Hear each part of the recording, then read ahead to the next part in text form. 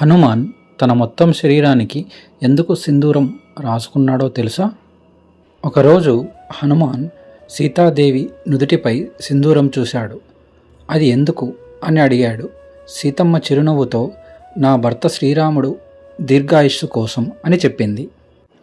చిన్న చుక్క రాస్తే ఆయుష్ పెరుగుతుందంటే నేను శరీరమంతా రాస్తే అని హనుమాన్ అనుకున్నాడు. అలా ఆయన శరీరమంతా సింధూరం రాసుకున్నాడు. అది భక్తి కాదు, అది ప్రేమ, అది సంపూర్ణ సమర్పణ.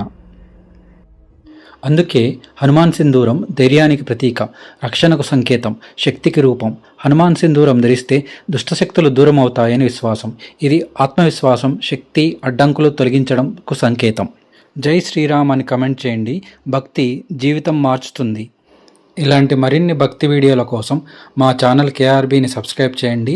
అలాగే ఈ వీడియోని లైక్ చేసి షేర్ చేయండి.